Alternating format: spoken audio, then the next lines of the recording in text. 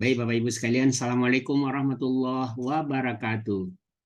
Waalaikumsalam. Alhamdulillahilladzi bini'amatihi tatimmus shalihat alladzi anzala sakinata fi qulubil mu'minin liyazdadu imana ma'a imanihim.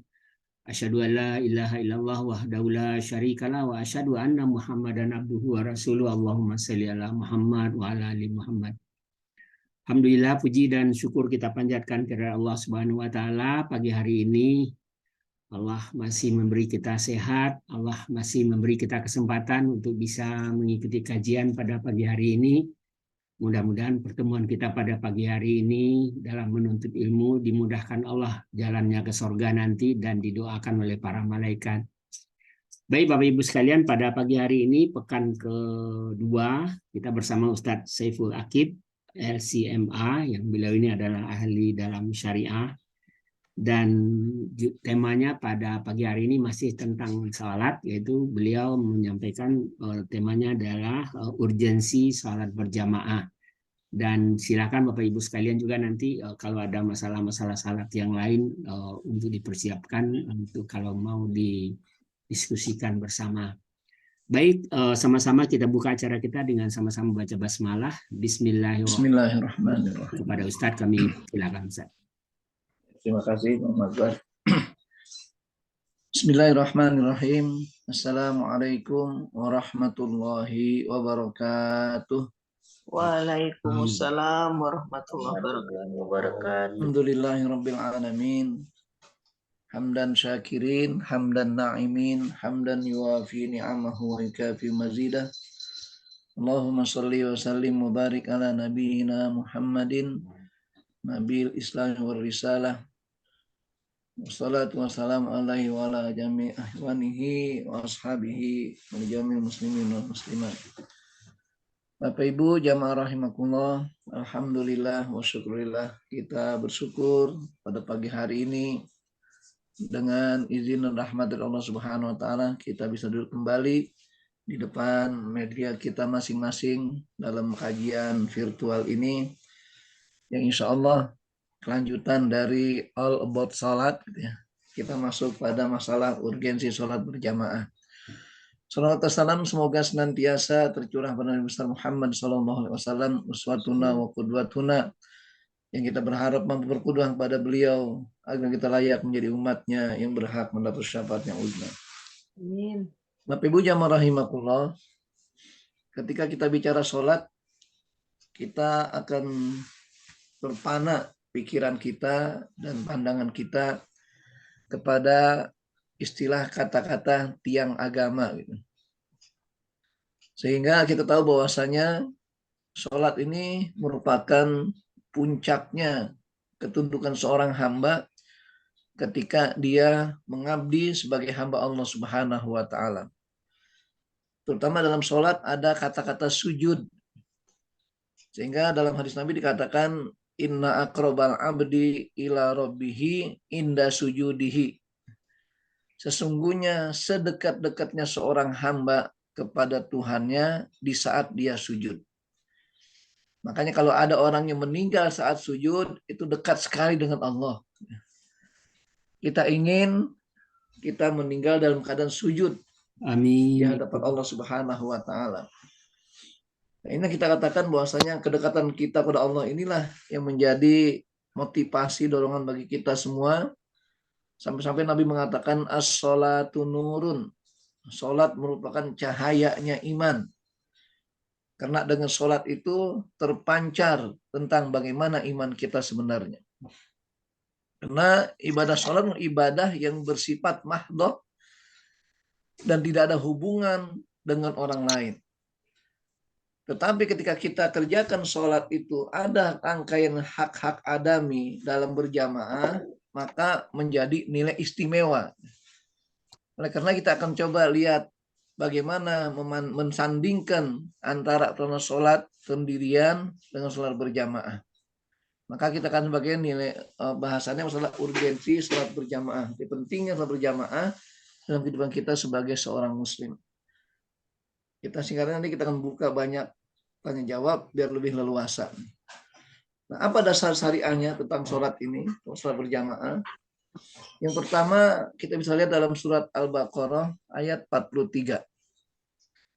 Allah nyatakan dalam firman-Nya, A'udzubillahi minasyaitonirrajim, wa aqimus sholata wa atuz zakata warka'u ma'ar raki'in.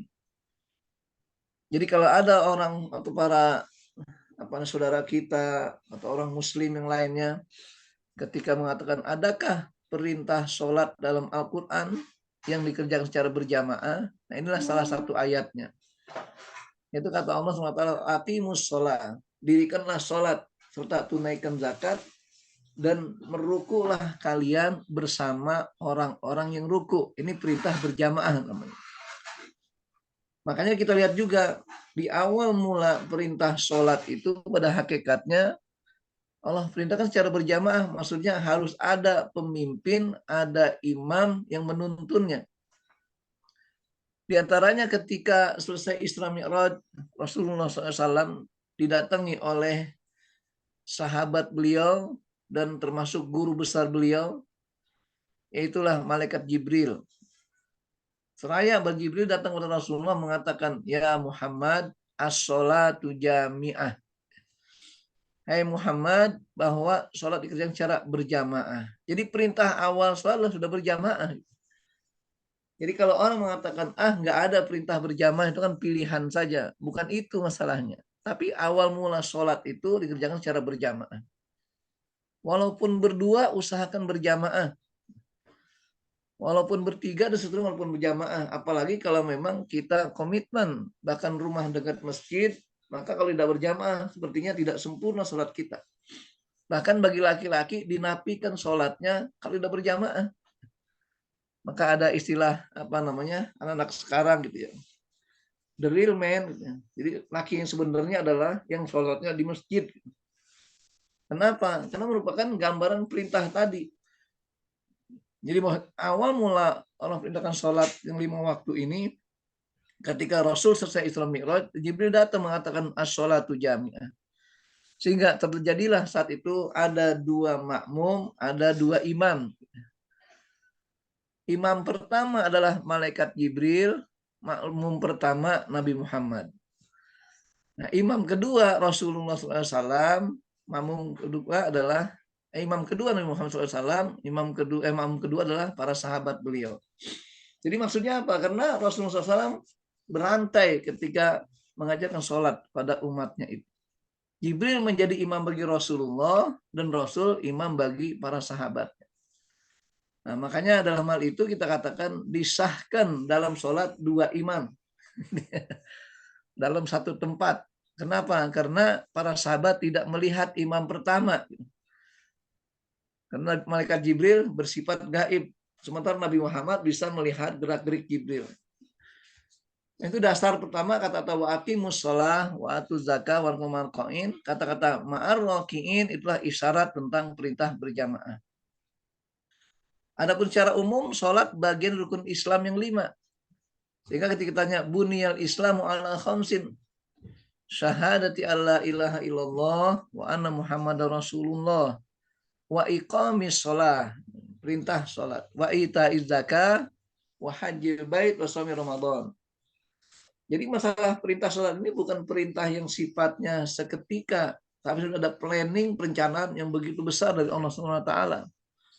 Makanya kita sering katakan ketika Rasul mendapat perintah sholat ini bukan dengan cara lewat Jibril saja, tetapi Rasul dipanggil Allah SWT untuk menerima perintah tersebut. Jadi kalau dalam bahasa kenegaraan gitu ya, bahwa kalau ada seorang menteri bawa surat dari presiden ketika dia berkunjung ke luar negeri, itu sambutannya seperti nyambut presiden. Karena yang disambut bukan menterinya, tapi surat presidennya itu. Nah itu saya ingat ketika dulu di Al-Azhar atau di Kairo, ketika terakhir Menteri B.J. Habibie saat itu datang ke Kairo karena mengatasnamakan Presiden Soeharto, surat Presiden Soeharto. Itu Presiden Mubarak yang nyambut langsung. Karena kata beliau cerita yang disambut bukan Habibie katanya, tapi karena saya bawa surat dari Bapak Presiden. Itu artinya apa? Ketika seseorang itu menerima sesuatu perintah, Maka lihat bagaimana pola mendapat perintah tersebut. Ketika dia dikagumi, diangkat derajatnya, maka orangnya langsung dipanggil, orangnya langsung dikasih amanat, bukan lewat orang kedua atau ketiga seterusnya. Adapun perintah sholat ini dan kewajiban sholat ini menjadi sudah ijma para sahabat Nabi. Artinya ijma, tidak ada salah satu sahabat pun yang mengingkari hal itu, termasuk masalah berjamaah. Sehingga pernah kita katakan kenapa Umar bin Khattab dipersaudarakan Rasulullah dengan Utban bin Malik. Jadi Utban bin Malik ini seorang sahabat Ansor di Madinah yang diamankan oleh Rasulullah untuk menjadi imam di sebuah masjid di Madinah itu. Tetapi beliau berargumentasi terus karena antara masjid dan rumahnya ada sungai atau ada celokan. Jadi ketika ada hujan sedikit, dia tidak berangkat ke masjid, alasan takut kepleset. Nah, padahal perintah Rasul padanya untuk jadi imam sholat berjamaah. Maka dikategorikan Utban bin Malik termasuk sahabat yang pengecut. Kenapa pengecut? Karena banyak beralasan, berargumentasi. Nah sekarang pun kita dapatkan, kalau ada seorang laki-laki terutama sulit sekali untuk ke masjid dan berargumentasi, itu lebih dari pengecut ya. Kenapa? Karena sudah aman lingkungannya, gampang jalannya, fasilitasnya nyaman, kok masih nggak mau ke masjid juga. Kalau mungkin ada orang alasan, saya kalau ke masjid takut sendalnya hilang. Padahal lebih baik sendal hilang daripada sendalnya nggak pernah parkir di masjid. Nah itu masalahnya. Maka dalam hal ini sholatlah ke masjid sebelum kalian digotong ke masjid untuk disolatkan. Ini terkait dengan prinsip dalam sholat berjamaah. Nah kemudian bagaimana urgensi dalam kebersamaan dalam berjamaah itu? Kita lihat dari tataran kehidupan individu. Ketika kita memaknai pentingnya berjamaah, yang pertama bahwa sholat secara umum adalah kewajiban aini, arti wajib aini. Dalam rangka apa? Menyembah Allah Subhanahu wa taala, dengan jelas perintah Allah mengatakan untuk mengingat Allah maka tegakkanlah sholat. Ini tertuang dalam surat Thaha ayat 14 yang Nabi Muhammad mengatakan a'udzubillahi minasyaitonirrajim. Innani anallahu la ilaha illa ana fa'budni wa aqimis sholata li dzikri. Jadi untuk kita mengingat Allah, menyembah Allah, maka sholatlah. Makanya sholat merupakan salah satu bentuk ibadah utama setiap agama. Maka setiap agama ada memahami sholat dengan secara menyeluruh. Sehingga dulu pernah sampaikan di awal-awal definisi sholat adalah salah satunya sebagai bentuk muamalah atau komunikasi dengan Allah. Makanya secara bahasa sholat mengandung 3 makna. Pertama artinya doa, kedua artinya zikir, ketiga artinya silah hubungan. Sampai-sampai di kalangan orang-orang Jawa kuno pun gitu ya, dikenal dengan kata-kata sholatnya dengan eling saja. Jadi sekedar ingat, itu zikir berarti. Ketika ada orang yang duduk, bengong, merenung, sebagainya, dikatakan lagi sholat, kenapa? Menjalin hubungan. Padahal dalam istilah Islam yang namanya sholat dikatakan aqwalun wa af'alun muftatahatun bitakbir wa muhtatamatun bitaslim bisyara'ito mahsusatin. Segala perkataan dan perbuatan yang diawali dengan takbiratul ihram dan ditutup dengan salam, dengan syarat dan ketentuan tertentu. Jadi tidak sembarangan gerakan dan ucapan. Bahkan kita katakan ucapan itu bisa mengandung makna yang membatalkan puasa, membatalkan sholat. Kenapa demikian? Karena harus tertata dan harus benar ucapannya dan harus mengikuti aturan. Nah ini terkait dengan masalah kewajiban aini setiap kita untuk sholat itu. Ini kalau kita lihat, jadi pentingnya sholat dalam konteks berjamaah, kita harus sadari, ini kewajiban kita yang mutlak. Dan yang kedua, sholat sebagai pembersih jiwa yang kontinu. Makanya digambarkan Rasulullah ketika sholat itu seperti orang yang rumahnya di depan ada sungai. Dan dia sehari semalam mandi 5 kali. Kata Rasulullah, apakah tersisa kotoran dari tubuhnya? Pasti tidak. Kenapa demikian? Karena selalu bersih-bersih diri 5 kali sehari. Begitulah sholat. Kita membersihkan jiwa kita secara kontinu. 5 waktu sehari semalam kita bersihkan. Oleh karenanya sholat juga sebagai pembersih jiwa yang bersifat kontinu. Yang ketiga, dalam konteks kewajiban kita secara individu, sholat sebagai pemelihara kesehatan lahir dan batin. Kenapa demikian? Karena sehatnya batin seorang manusia itu ketika tenang hidupnya, tenang dalam aktivitasnya, tenang beribadah kepada Allah SWT. Makanya saya sering menggambarkan dalam beberapa kesempatan, saya katakan salah satu ciri kebahagiaan manusia ini ketika di dunia tenang beribadah. Makanya kita punya dua kebahagiaan sebagai seorang mukmin. Pertama, kebahagiaan di dunia, kedua, kebahagiaan di akhirat. Kebahagiaan di dunia manakala kita beribadah menyembah Allah dengan kondisi yang tenang. Tidak gerapa-gerupu, tidak tergesa-gesa, dan tidak serampangan. Tenang saat itu. Nah, masuk secara umum ketika kita membangun ketenangan batin, kata Allah apa? Alladzina amanu wa tatma'innu qulubuhum bidzikrillah. Karena bagaimanapun juga sholat adalah mengingat Allah.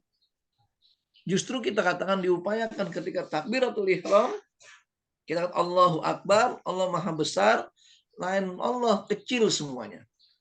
Selain Allah enggak penting dalam hal itu.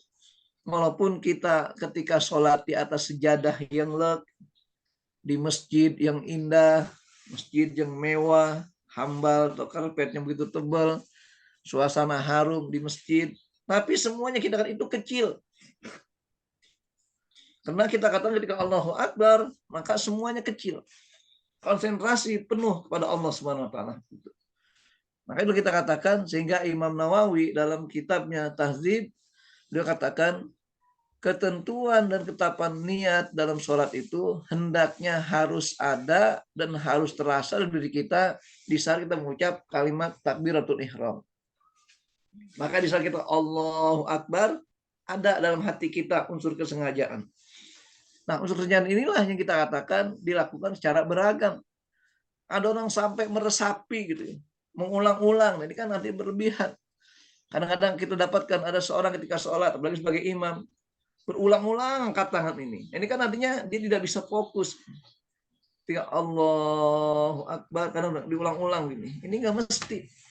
Kenapa? Karena kesadaran hati bisa muncul seketika ketika kita konsentrasi dalam sholat itu. Itu dikatakan bahwasanya ketenangan lahir kita secara baik, secara batin kita itulah terkait dengan manakala kita ingat pada Allah Subhanahu wa taala. Maka dikatakan alladzina amanu wa tatma'innu qulubuhum bizikrillah. Ala bizikrillah tatma'innul qulub. Hanya dengan mengingat Allah lah hati akan tenang.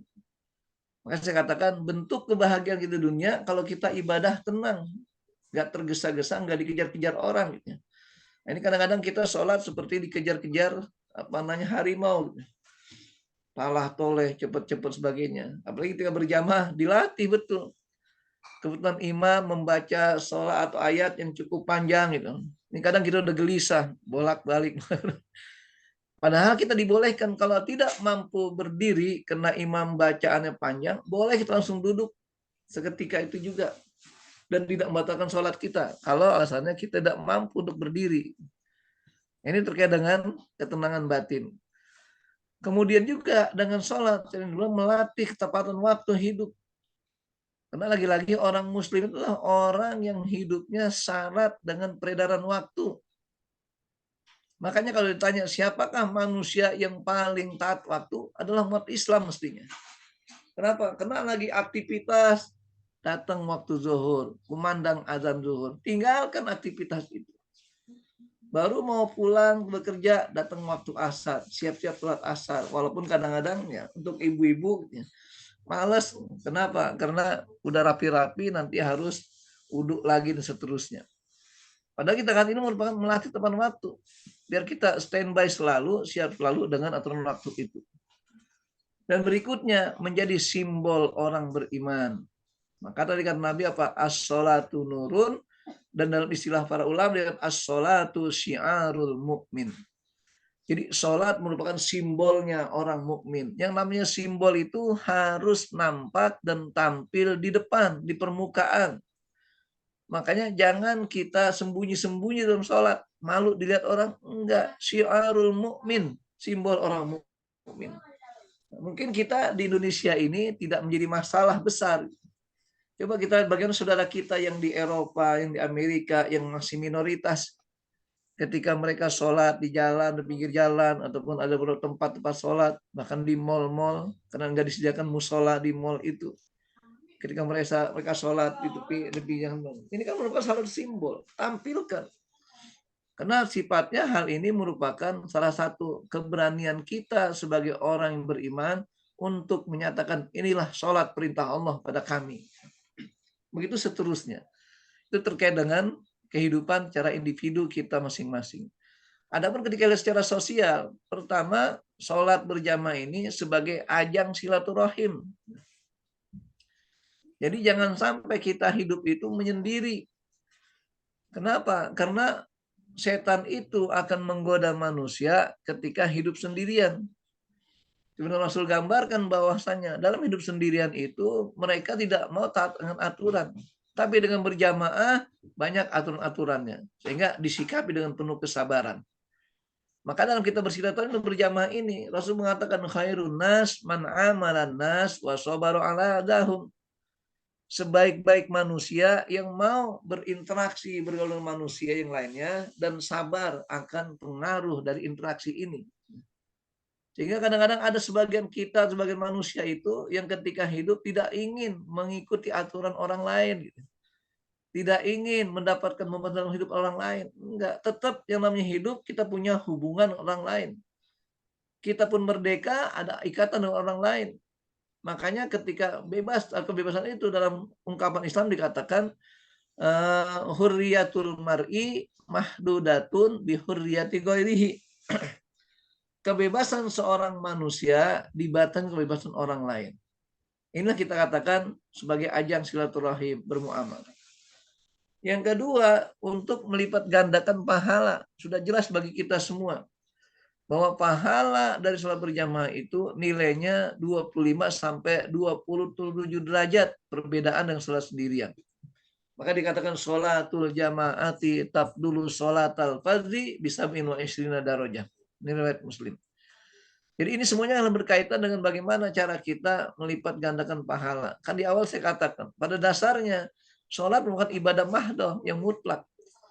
Artinya nggak ada urusan dengan orang lain. Tapi ketika kita berjamaah, ada nilai-nilai sosial yang kita harus lakukan di situ. Makanya kita kan yang berikutnya sarana kontrol kehidupan sosial. Dalam kehidupan sosial kita berbagi hak dan kewajiban kita. Sehingga tadi kita katakan bagaimana ketika memahami sholat berjamaah itu dalam hikmahnya kita melatih untuk taat, untuk kita senantiasa mengikuti aturan sosial itu. Sehingga kita lihat beberapa peraturan di masjid namanya. Di masjid jangan tidur di karpet tempat ibadah namanya. Kenapa? Nanti akan berpengaruh kepada kenajisan karpet tersebut. Kemudian juga ketika sholat, kenapa safnya harus rapi, harus rapat. Karena jangan mengambil hak orang lain. Yang semestinya itu ada masuk satu orang, tapi gara-gara dia terlalu bekangkang, lebar gitu kan. Ada jeda jarak yang cukup luas, berarti kan merugikan orang lain.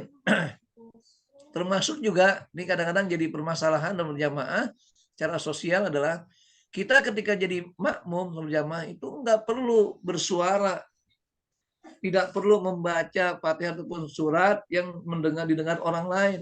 Kenapa? Akan mengganggu sekitar kita. Makanya aturan-aturan kita harus lakukan sebagai orang yang sadar dengan kontrol sosial ini. Artinya merasa ketika sesuatu apapun kita balik diri kita itu. Bagaimana Rasulullah SAW ketika menilai orang mukmin itu digambarkan ibarat kaca atau cermin bagi orang mukmin yang lain. Sehingga ketika kita melakukan perbacaan-bacaan yang jelas atau didengar orang lain di sebelah kita, coba kita balik. Seandainya orang yang begitu, kabar kita gimana? Gitu aja prinsip. Ini kadang-kadang ada sebagian kita, terutama bapak, gitu, ketika sholat, takbirnya dikeraskan, bacaan dikeraskan, doa dikeraskan. Kesian tetangga yang sebelah. Kalau pas barengan bacanya, seperti doa iftitah. Kenapa baca doa iftitah? Karena ada sebagian doa iftitah itu dengan Allahu Akbar kabir seterusnya. Tapi ada Allah mabait baini wa baina khotoya ya. Kan berbeda berarti itu. Nah kalau dia masing-masing keras berarti ngadu. Gitu. perlombaan 17-an berarti. Siapa yang lebih nyaring suaranya. Nah ini ada aturan sedemikian rupa, maka ada kontrol sosial kehidupan kita itu. Dan yang berikutnya dalam berjamaah juga melatih kebersamaan dan taat pada pimpinan. Karena kata Nabi apa? Innama ju'ilal imamu liyutamma bihi. Sesungguhnya imam untuk diikuti. Fa idza kabbaro fakabbiru. Kalau imam takbir maka segera takbir. Ini ungkapannya fakabbiru dengan fa. Dalam bahasa Arab makna dan faedah fa itu adalah sebagai keterangan litartib al-qarib untuk menunjukkan proses berikutnya tapi dalam waktu singkat. Jadi maksudnya perbatasannya itu. Maka dengan faida kabar ketika imam takbir, fakabiru segera kalian bertakbir. Tidak boleh mendahului, tidak boleh membarengi, tidak boleh ketinggalan jauh.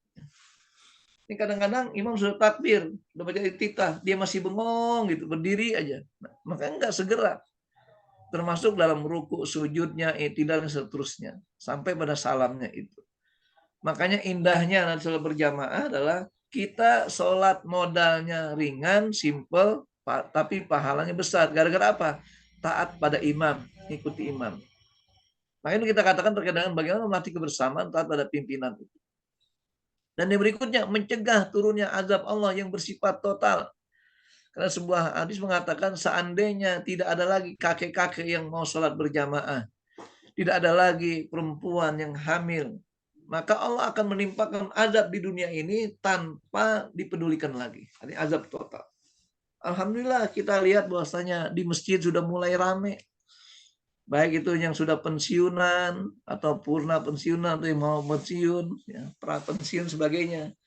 Kenapa? Ini bagian dari upaya mencegah turunnya azab secara total itu. Maka kita harus pernah dengar hadis mengatakan bahwasanya di akhir zaman orang mukmin berlomba-lomba untuk memperindah masjidnya. Tapi ternyata tidak ada yang ngisi masjid itu. Tapi kalau sekarang ya sepantauan saya, alhamdulillah masjid ramai terus. Apalagi kalau subuh, ya. Terutama hari Sabtu Ahad yang biasanya ada kuliah subuhnya. Ini artinya apa? Kita berupaya untuk memahami bahwa salah satu penyebab pencegah turunnya azab itu ketika masih banyak orang yang sholat berjamaah di masjid. Nah, dan terakhir dari pentingnya sholat berjamaah ini secara sosial dampaknya ajang dakwah dan nasihat. Kenapa sebagai bentuk dakwah? Karena kita bisa melihat kadang-kadang ada saudara kita, tetangga kita yang ketika sholat tidak ngerti sebenarnya, karena mungkin tidak pernah peduli. Baik itu cara berdirinya, cara rukuknya, sujudnya, dan seterusnya. Nah, secara otomatis ini dakwah namanya. Makanya saya selalu katakan seorang imam itu menjadi teladan bagi makmumnya. Saya seringkali sampaikan kepada beberapa imam, jadi usahakan ketika jadi imam itu jangan bahasa Jerman itu bahasa krepesan, bahasa kerennya krepesan gitu. Jadi nggak bisa diam gerak-gerik itu. Kadang pegang gini, kadang begini, kadang macam-macam. Kenapa? Ini menjadi teladan bagi makmum. Harus konsentrasi betul, sehusu-husunya imam itu. Ini kita katakan bahwasanya, makanya saya sampaikan pernah itu. Contoh imam yang sendiri di Masjidil Haram, Masjid Nabawi. Kan beliau ketika sholat itu di Zoom gitu ya. Apa istilahnya, pandangannya. Itu ketika di Ka'bah, pandangannya fokus ke pintu Ka'bah, imam itu. Jadi nggak lirik kanan, lirik kiri. Nah, kita makan ngadak ini juga bagian dari upaya bagaimana kita bahwasanya ketika sholat sebagai bentuk dakwah aja kepada mereka itu. Begitu sebagai nasihat, kita yang datang situ menjadi nasihat sholat berjamaah. Karena kita lihat kok orang bacaan begini, kok gerak-gerik begini. Nah, jadikan nasihat bagi kita. Karena lagi-lagi tidak ada yang sempurna sesempurnanya dalam ibadah sholat, kecuali mereka yang selalu mau untuk memperhatikan kekurangan dan kelebihan dalam sholat tersebut. Ini terkait dengan beberapa alasan urgensinya dalam kita berjamaah. Berikutnya, apa prinsip pelaksanaan sholat itu? Sehingga dengan prinsip inilah minimal kita tahu standarisasinya. Sehingga ketika kita mau sholat, apa sih yang jadi ukuran utama dalam sholat itu? Nah, ini yang pertama, sebelum sholat bersuci secara sempurna. Bersuci dari dua hal, yang dikatakan izalatun najasah dan raf'ul hadas. Termasuk masalah hadas juga, ada hadasnya, hadas besar, bersih semuanya itu. Oleh karena kita katakan, kenapa Nabi mengatakan sabdanya la sholata bi ghairi tahurah atau taharah. Tidak sah sholat seseorang tanpa bersuci. Karena ini merupakan syarat utama ketika sholat harus memiliki kebersihan yang sempurna itu. Baik dari hadas kecil ataupun hadas besar.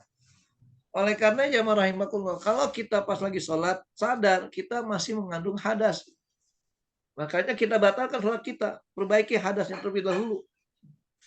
Contoh namanya, kan sering kali terjadi, bahkan kemarin juga ada beberapa pertanyaan dari beberapa teman itu. Ketika dia lagi sholat subuh, pas selesai sholat subuh dia sadar bahwa tadi malam dia junub, belum mandi hadas. Iya, ada kayak gitu. Gimana Ustaz? Dia batal sholatnya. Ketika masih ada subuh, maka dia harus ganti sholat. Kenapa? Tidak sah. Jadi ketidaksahan sholat ini sengaja tidak sengaja nggak ada urusan. Karena lagi-lagi katakan yang namanya syarah saatnya sholat harus suci dari hadas besar. Bahkan ada lagi, kadang-kadang orang sholat karena kebelet gitu ya, dan dia ingin keluar dari saf, mungkin ragu atau malu, akhirnya buang angin gitu. Ini pun juga batal, nggak sah sholatnya, harus diulang lagi sholatnya itu. Jadi nggak bisa cuma tinggal beberapa saat aja, nggak ada. Kecuali udah salam pertama silahkan. Karena ukuran rukun sholat itu ketika ditutup dengan salam pertama. Sudah salam pertama, kemudian buang angin, yaitu angin ribut, maka sah sholatnya. Tapi kalau belum salam pertama, walaupun tinggal sedikit lagi, keluar juga. Nah, jadi tetap harus mengulang sholatnya itu. Jadi lagi-lagi bersuci secara sempurna, baik hadas besar. Kemudian yang kedua, niat ikhlas karena Allah sebagai penentu diterima atau tidaknya. Apa niat ikhlas di sini? Lagi kali kita datang tadi awal. Ketika kita takbiratul ihram, ingat kita sholat karena Allah. Makanya kita takbiratul ihram, Allahu Akbar dalam hati kita. Ya Allah, aku sholat kepadamu, karenamu dan menghadapmu. Itu aja. Apapun kondisinya. Makanya belum lama ini kita saya dapat kiriman video tentang ada orang-orang sholat berjamaah di Pakistan. Lagi sholat tiba-tiba apa? Ada dentuman meriam, tembakan peluru. Kita lihat, perhatikan sana ada orang. Jadi ada yang bangun ke kanan lihat dia membatalkan sholat, tapi ada lain yang sifatnya terus aja. Kenapa? Inilah tak kekhusyuan dalam sholat di situ. Bukan berarti kalau kita sholat nggak dengar suara apa-apa. Bahkan kita katakan ketika kita sholat pun mendengar suara itu. Sebagaimana Rasulullah SAW sedang sholat berjamaah atau jadi imam, mendengar tangisan bayi. Maka Rasul dipercepat bacaan sholatnya. Apa kata Rasulullah? Aku saja yang bukan orang tua bayi tersebut, ketika mendengar tangisan bayi, gelisah. Kenapa? Pasti bayi ini butuh sesuatu, butuh pertolongan sesuatu. Bagaimana kedua orang tuanya yang hadir saat itu? Nah, makanya Rasulullah SAW mempercepat sholatnya. Kenapa ada tangisan bayi tersebut? Nah, yang repot kadang-kadang kita di Masjidil Haram itu ketika sholat, gitu ya, ternyata apa? Itu suara bayi di mana-mana nangis. Ya, untung imamnya nggak kedengeran langsung. Jadi intinya ada hal-hal yang kita harus pahami bahwa pengertian kata-kata khusyuk tidak mesti tidak mendengar apa-apa. Tapi ada sesuatu yang sifatnya bisa didengar oleh lingkungan kita ini. Ya rahimakumullah. Berikutnya lah memperhatikan kesempurnaan rukun dan syaratnya. Nah, kenapa kita harus perhatikan? Tadi saya bahwanya sholat merupakan rukun Islam. Dalam sholat itu ada rukunnya lagi. Apa rukun sholat yang bisa jadi 13 atau 17 atau 18 rukun itu. Nah, rukun inilah yang kita katakan sebagai isyarat bahwa ketika kita bicara misalnya bagaimana kesempurnaan sholat itu terlihat dari rukun dan syaratnya. Apa beda rukun dan syarat sudah disampaikan sebelumnya bahwa rukun itu adalah bagian dari sholat itu sendiri. Sementara syarat perilaku yang harus dilakukan di luar waktu sholat atau saat sholat. Makanya syarat saya sholat di luar dari perbuatan sholat, tapi menjadi syarat menjadi ketentuan sholat tersebut. Kemudian berikut dalam berjamaah harus memperhatikan etika dengan hak-hak berjamaah. Apa diantaranya etika berjamaah itu? Pertama kata Nabi, jangan dekat-dekat tempat sholatku kalau orang habis makan bawang putih. Kenapa? Baunya tidak sedap. Oleh karenanya kita harus berjamaah, usahakan pakai wangi-wangian. Kenapa? Karena malaikat sendiri senangnya wangi-wangi. Maka ketika kita wangi, samping tetangga kita yang wangi, enak. Ini mohon maaf, kadang-kadang orang sholat subuh berjamaah, bangun tidur, nggak siwakan, nggak gosok gigi lagi, nggak kumur-kumur, langsung sholat. Padahal sebelum tidur habis makan jengkol sama pete. Kan lumayan baunya. Begitu pula mohon maaf, ada yang keringatnya potensi bau, maka siapkan dengan parfumnya. Dan hak berjamaah apa? Tadi pembagian tempat dalam sholat itu. Termasuk tadi memelihara suara yang sampai terdengar orang lain. Itu bagian dari hak jamaah, meraih ketenangan di situ. Walaupun pada prinsipnya kita katakan dalam berjamaah yang dicari bukan kehusuan, tapi bagaimana ketaatan kita kepada imam dalam berjamaah itu. Dan berikutnya, tidak menunda pelaksanaannya karena uzur yang dibuat-buat. Ya, kadang-kadang cuma ada tamu, akhirnya apa? Lupa dengan pelaksanaan sholat. Karena ada pekerjaan yang lain, lupa dengan sholat. Kita bisa atur sebenarnya. Tamu pun juga kalau perlu, itu diajak untuk sholat juga. Itu kenapa? Karena lagi kita katakan, tamu yang bijaksana, tamu yang baik adalah yang ngerti tentang kewajiban sebagai seorang muslim. Ketika dengar kumandang adzan, dia sadar, oh kewajiban saya seorang muslim harus sholat. Bareng-bareng sholat nggak apa-apa. Maka bisa diajak sholat berjamaah. Dan kemudian sabar dan khudu dalam melaksanakannya. Kenapa perlu kesabaran? Karena hakikat ibadah sholat sarang kesabaran itu. Atau apa? Wasta'inu bisobri wassalah. Disandingkan antara kesabaran yaitu dengan pelaksanaan sholat. Makanya jangan tergesa-gesa. Kita atur waktu sedemikian rupa. Bahkan sekalipun kita dalam kondisi mau pergian sebagai macam, makanya kita dianjurkan untuk tetap khusyuk dalam sholat. Minimal kita atur waktunya. Yang tadinya mungkin bacaannya diperbanyak, dipersingkat menjadi masalah. Yang penting gerak-geriknya itu senantiasa menghadirkan kepada kehusuan kita semuanya. Khudu artinya tunduk pada Allah SWT, berserah diri. Makanya mencerminkan kehusuan itu bukan harus memejamkan mata, tapi menundukkan pandangan. Maka nanti kata Imam Ghazali mengatakan al-khusyu fi shalah fi hataini. Khusyuk dalam sholat dalam dua hal. Pertama di hati, kedua di mata. Artinya apa? Tundukkan pandangan, hadirkan hati dalam ibadah itu. Nah ketika itu kita lakukan, insya Allah akan mendapat khusyukan dalam sholat tersebut. Makanya ini kita katakan prinsip dalam kita melakukan sholat secara umum. Baik berjamaah atau secara sendirian. Tapi kalau berjamaah kita tetapkan pada sebelumnya itu berapa hak-hak yang kita harus lakukan dalam berjamaah termasuk kewajiban-kewajibannya juga. Ini zaman rahmatullah menyangkut pada masalah bagaimana cara kita memahami prinsip-prinsip dasar dalam ibadah sholat itu. Apa keistimewaan berjamaah? Tadi sudah urgensi, sekarang keistimewaannya dibanding sholat sendirian. Pertama, kelipatan pahala yang sangat besar. Itu bayangkan 20-27 derajat dibanding lainnya. Yang kedua, dikumpulkan di surga secara bersama para sholihin. Jadi kalau kita di dunia ini senang berinteraksi dengan para sholihin, nah maka manakala kita sholat berjamaah selalu, Allah akan kumpulkan kita di surga nanti bersama-sama. Sekarang kita kumpul di media sosial kita masing-masing atau di Zoom ini, insya Allah di akhirat kita akan kumpul bersama-sama lagi. Amin. Nah kemudian yang ketiga, akan saling berziarah satu sama lainnya dalam kuburnya. Karena kita katakan ketika kita seirama, setempat, sesama, kita memiliki kebaikan yang sama, Allah akan kumpul menjadi satu kita semua, bersilaturahim, saling berziarah. Karena itu kita katakan al-arwah junudun mujannada. Ruh itu ibarat pasukan tentara yang tersusun rapi. Nah ketika akhir pun begitu. Karena satu barisan, satu kesamaan prinsip berperilaku itu dikumpulkan menjadi kuat. Makanya dalam kesamaan itulah memperkuat segala hidup kita. Ini ada silaturahim, ada ajang saling berziarah dengan lain. Dan berikutnya sebagai syarat sempurnanya sholat seorang pria.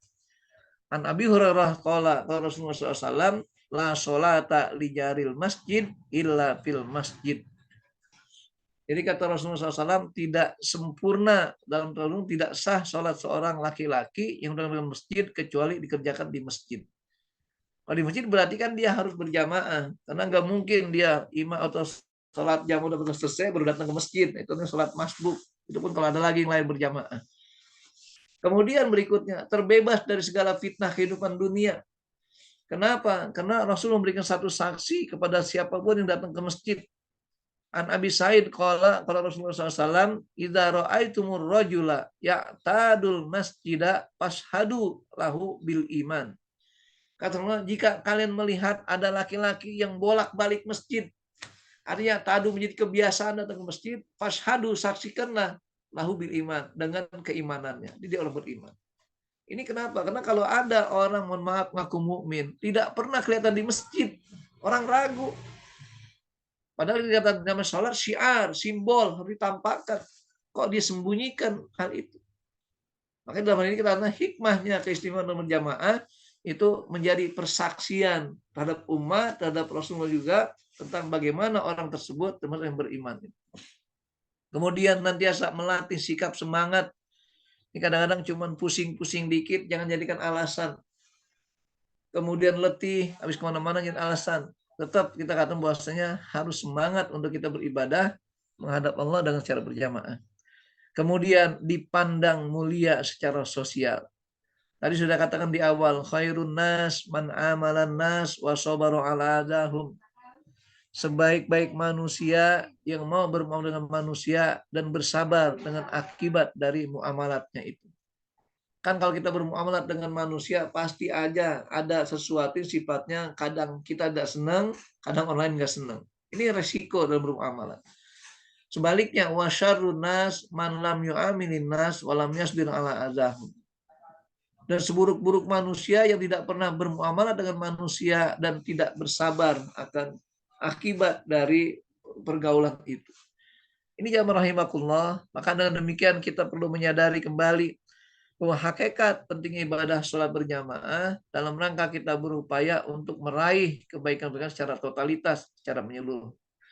Baik, sebelum hikmahnya nanti kita akan berikan dulu kesempatan untuk kita berdiskusi karena biar tidak pada ngantuk gitu ya, atau fokus dalam kita melakukan kajian pada pagi hari ini. Terima kasih.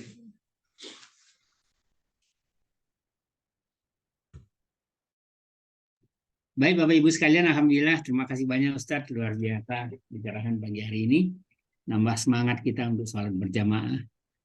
Silakan Bapak Ibu yang mau menanyakan sesuatu atau mengklarifikasi. Assalamualaikum, saya Pak Majuar. Oh Ibu Erni, silakan Ibu. Assalamualaikum Pak Ustadz, menanya ini tadi salah satu keistimewaan berjamaah itu kan untuk seorang pria itu berjamaah ya. Kalau kita yang ibu-ibu ini kan kepengen juga bersempurna, apakah boleh berjamaah itu Pak? Karena kita kan di rumah juga nggak ada kerjaan, cucu nggak apalagi ada, semua sudah tercukupi. Apakah bisa gaya subuh kan waktunya banyak, itu lebih enak berjamaah gitu rame-rame. Apakah bisa itu menyempurnakan kita juga dalam sholatnya, gimana Pak? Baik, terima kasih banyak. Ya, Pak. Langsung Bu, ya Pak Madwan. Jadi begini. Pertama, kalau Bapak Ibu mungkin sering umroh, sering ke tanah suci, gitu ya. Itu kita katakan hampir nggak ada bedanya laki perempuan. Mereka berlomba-lomba ke Masjidil Haram, Masjid Nabawi berjamaah. Kemudian apakah itu momentum umroh? Bukan. Karena zaman Nabi SAW itu para istri Nabi dan para wanita-wanita itu mereka juga berlomba-lomba datang ke masjid. Cuma bedanya apa? Kata Aisyah, kami kaum para An-Nisa datang ke masjid itu datang belakangan, pulang duluan, gitu Bu. Maksudnya apa? Menghindarkan fitnah. Dulu yang namanya perempuan keluyuran, fitnahnya besar. Fitnah, bukan fitnah ya, karena orang Sunda bisa nyebut Jadi itu yang terjadi. Padahal kita katakan sekarang ini ke mall aja sendirian, gitu. Ke pasar sendirian, jalan kaki sendirian. Kok nggak fitnah? Kenapa ke masjid sendirian fitnah? Itu salahnya. Jadi artinya apa? Memang tetap diutamakan. Wanita juga diutamakan untuk sholat berjamaah. Makanya dalam ini kenapa tadi? Mendapat pahala yang berlipat ganda itu. Seandainya memang saat itu muncul fitnah, maka dia sholat berjamaah dengan anak-anaknya di rumah. Kalau laki-laki harus ke masjid. Maka dikatakan the real man, artinya laki-laki sebenarnya sholatnya di masjid, bukan cuma lewat depan masjid. Gitu. Itu terkait dengan hal itu. Jadi kembali pada wanita pun begitu. Apalagi seorang ibu tidak punya aktivitas lain, cuman hidupnya nunggu sholat dari sholat. Kenapa gak di masjid aja? Ketika bicara fitnah, sekarang udah terang dunia ini. Apalagi yang rumahnya di samping masjid, dengan kumandang azan, dengan iqomah. Gimana dia merasa nyaman sholat sendirian di rumah? Nah, jadi tetap Bu Erni disunahkan. Cuman bedanya apa? Kalau laki-laki itu paling sedikit nilainya sunnah muakkadah, kalaupun nggak sampai wajib. Tapi kalau perempuan paling tinggi sunnah muakkadah, walaupun nggak sampai wajib. Gitu. Makasih Pak Ustadz. Baik, Soalnya silakan. saya punya teman berhadapan dengan masjid, nggak mau karena gara-gara perempuan itu baiknya di rumah gitu. Iya, itu kan lihat hadis itu tentatif waktunya. Itu kan Nabi mengatakan sebaiknya sholat perempuan di rumahnya, sebaik di rumah di kamarnya. Kenapa? Biar tidak terekspos masalah fitnah. Takut di rumah lagi sholat ada tamu datang nyelonong. Dulu kan di rumah pintu itu nggak pakai gembok Bu, orang masuk aja. Kadang ada saudara atau paman datang gitu ya. Akhirnya apalagi sholat kan jadinya aurat ketika memandang wanita itu. Terutama yang kadang-kadang pakaian atau mau kenanya itu atau mau tidak gitu kan, mau kena mau tidak itu tidak tidak menutup secara rapi.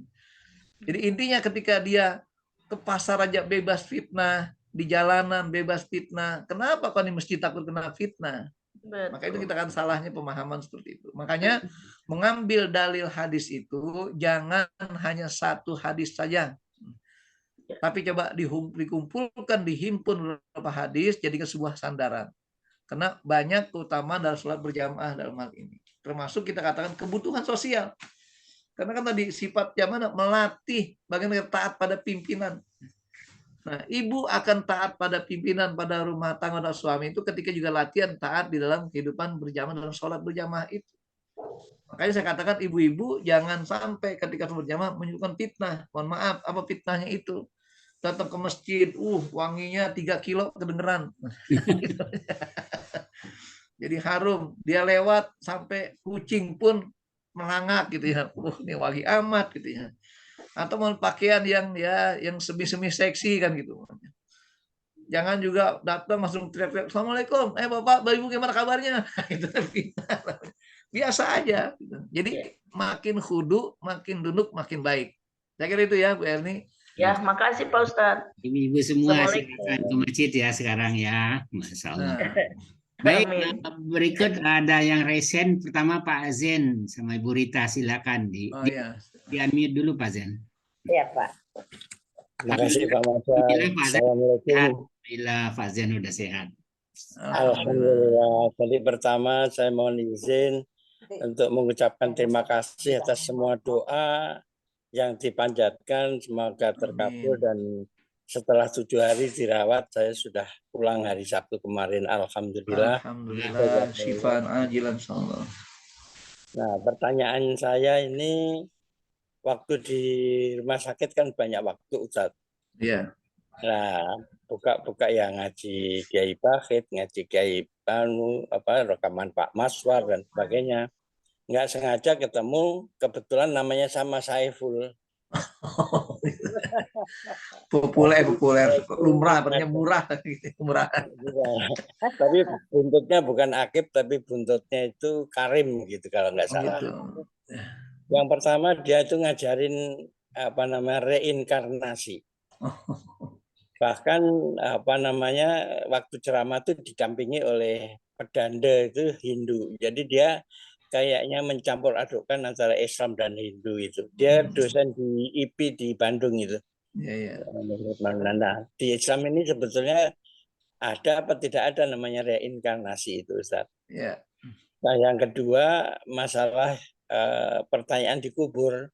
Dia itu seenaknya aja, ngapain malaikat tanya-tanya soal man rabbuka, man nabiyuka, man. Kan malaikat sudah tahu kalau kita waktu hidup itu ya Tuhan kita Allah. Ngapain dia kurang kerjaan nanya-nanya. Itu kan ya maaf saya sebut kurang ajar lah gitu ya. Terakhir waktu innalillahi wa inna ilaihi raji'un itu dia menerjemahkan, nggak tahu apa dia itu karena kurang bahasa Arab. Dia mengatakan bahwa kita semua itu dari Allah dan akan kembali kepada yang dituhankan. Jadi bukan kepada Allah, kepada yang dituhankan. Jadi itu aja Ustaz, 3, satu masalah ringan lagi, 1 masalah pertanyaan dikubur, dan ketiga masalah innalillah itu karena ini merusak dan yang pesertanya itu banyak mahasiswa Ustaz. Ya. Terima kasih. Baik, terima kasih Pak. Itulah dikatakan bahwasanya salah satu tanda akhir zaman ketika orang yang tidak punya kompetensi untuk sesuatu, dia bicara sesuatu. Itu namanya apa disebut? Ruwaibidah namanya. Jadi ruwaibidah itu adalah orang yang bodoh ngomongin masalah umat Islam dan masalah agama. Jadi sekarang udah banyak era ruwaibidah ini, ada banyak tampil ruwaibidah itu. Makanya kita katakan dalam hal ini Islam sudah memberikan ketentuan. Sebelum kita masuk jawaban, kita kasih problem dulu. Kenapa Allah SWT itu dalam surat Al-Mujadalah ayat 11 memuji orang yang beriman dan berilmu? Kata Allah, yarfa'illahu alladzina amanu minkum walladzina utul ilma darajat. Setiap ulama dipuji sama Allah, diangkat derajatnya asal dasarnya iman. Walaupun mohon maaf kadang-kadang di antara ulama ada yang nyeleneh gitu umpamanya gitu. Allah tetap ulama Allah dipuji itu. Tapi ingat, tidak semua ulama mendapat tugas untuk menjadi penentu hukum dan sosial. Nah, adapun kalau kita kembali pada surat Taubah ayat 22, baru Allah nyatakan di situ. Wa ma kanal mu'minuna liyanfiru kafah. Falaula nafara min kulli firqatin minhum ta'ifah liyatafaqahu fid-din waliyunziru qaumahum iza raja'u ilaihim la'allahum yahzarun. Nah, ayatnya sebagai acuan tentang pentingnya para faqih, para ulama fikih, di samping dimuliakan dia belajar agama, juga dimuliakan dengan tanggung jawab mengatur, menentukan, menetapkan hukum dalam kehidupan umat Islam. Makanya kemarin saya bicara ketika saya berupaya untuk masuk ke jajaran MUI, ini belum tembus-tembus juga rupanya, gitu ya. Karena harus ada afiliasi organisasi seperti Ormas, gitu ya. Saya kemarin sudah masukin Ormas NU, gitu. Ternyata apa? Karena saya nggak aktif di DKI atau di NU di sini, dianggap saya hanya nyelundup. Padahal saya pernah jadi pengurus NU waktu di Kairo. Akhirnya saya minta surat keterangan dari Kairo, teman-teman di sana tolong surat. Rupanya sudah dikirim ke Jakarta di Dewan Tanfidz, sampai sekarang belum tembus juga. Gitu. Nah, kenapa? Karena saya ingin masuk ke MUI, terutama untuk komisi fatwa. Jadi biar ada fatwa-fatwa harian yang harus dimatuhi oleh para umat Islam ini. Nah, itu ternyata berat untuk sampai ke sana. Nanti sampai sekarang belum dapat jawaban, belum dapat kesempatan. Jadi kita hanya mending di media sosial, di dalam jawaban yang saya sampaikan. Itulah Pak saya katakan. Jadi ketentuannya apa? Yang berhak berfatwa itu bukan setiap ulama. Ingat. Yang berhak berfatwa hanya para fuqaha. Mereka memahami hukum Islam tidak hanya dari ayat dan hadis saja, tapi seluruh faktor yang menetapkan hukum Islam itu. Dari mulai kaidah usuliyahnya, asbabun nuzulnya, asbabul wurud, seterusnya. Nah, maka singkat kata, kembali pada pertanyaan dari Pak Zen tadi, ketika ada seorang ustadz, seorang ulama, seorang dosen berbicara seperti itu artinya memang di seorang ulama boleh kita muliakan, tapi ketika nyeleneh kita singkirkan, kita tidak ikuti, karena sudah ada premnya, ada pakem dalam Islam itu, mana yang boleh, mana tidak boleh. Nah, ketika tadi masalah reinkarnasi, Islam mengatakan kenapa? Karena setiap kita punya ruh masing-masing. Lihat ketika Allah ciptakan Nabi Adam. Kata Allah apa? Falamma sawaituhu wa nafakhtu fihi mir ruhi. Ketika Adam aku ciptakan bentuknya, aku tiupkan bagian ruhku kepada Adam. Maka setiap kita ada ruhnya. Nabi Muhammad ada ruhnya. Nabi ada ruhnya masing-masing. Enggak ada kata-kata ruhnya itu reinkarnasi balik lagi. Walaupun kita katakan memang yang namanya pengaruh biologis pasti ada dalam silsilah keturunan manusia. Tapi bukan berarti ruhnya. Karena ruh itu ketika dia meninggal, atau manusia meninggal, dicabut langsung ruhnya kembali kepada, kalau baik iliyin, kalau buruk ke sijin, tempat penantiannya itu sebelum datang kiamat nanti. Nah, oleh karena dengan kehidupan ruh itulah makanya kehidupannya yang sifatnya di luar nalar logika manusia. Kita kaitkan dengan pertanyaan kedua, bagaimana ketika mungkar nakirnya dikubur? Jangan ukur logika kita. Kenapa? Karena kehidupan akhirat domainnya bukan domain akal, tapi domain hati. Percaya nggak? Ketika gimana saya mau belum punya pengalaman, silakan coba nanti kasih tahu pada kami. Ada nggak sisa kubur di sana? Gitu. Nah, kenapa? Karena sifatnya kita kembali pada ajaran Rasulullah. Rasul ketika habis sholat subuh, beliau pernah lewati 2 kuburan. Kata Rasul apa? Humayu azabani. Rasul tahu. Karena seringkali saya katakan, bagi Rasul kehidupan gaib itu, alam gaib adalah fakta. Kalau kita harapan. Berharap. Rasul fakta kenapa? Allah tunjukkan langsung. Termasuk tadi masalah sholat. Rasul diterima sama Allah Ta'ala menerima perintah sholat itu. Ini fakta bagi Rasulullah. Maka ditunjukkan ketika di Isra Mi'raj siapa penghuni neraka, siapa penghuni surga. Sampai mereka tahu tentang kenapa Bilal kok sudah ada terompahnya di surga. Padahal Bilal masih hidup di Madinah. Ini fakta bagi Rasulullah, bukan harapan kayak kita. Makanya kita dalam ini, kenapa kita wajib mengikuti Rasulullah? Karena Rasul utusan Allah. Allah turunkan wahyu pada beliau membimbing umat manusia ini. Jadi oleh karena itu kita ketika ada orang mengatakan, kenapa sih malaikat nanya-nanya di kubur kayak nggak punya kerjaan? Justru kerjaannya itu, ya kerjaan mungkar nakir menanyakan makhluk yang sudah ada di dalam kubur itu. Kenapa kerjaan? Tanya aja, kenapa tadi Ustadz Saiful gitu ya? Kok ngajar? Ya kerjaannya ngajar gitu ya. Jadi jangan dibalik kalau kita secara logika. Makanya kalau kita belum punya kemampuan untuk sesuatu, jangan ngomong sesuatu. Kenapa? Karena lagi-lagi segala ucapan kita dicatat sama malaikat. Ma yalfizu min qaulin illa ladaihi raqibun atid.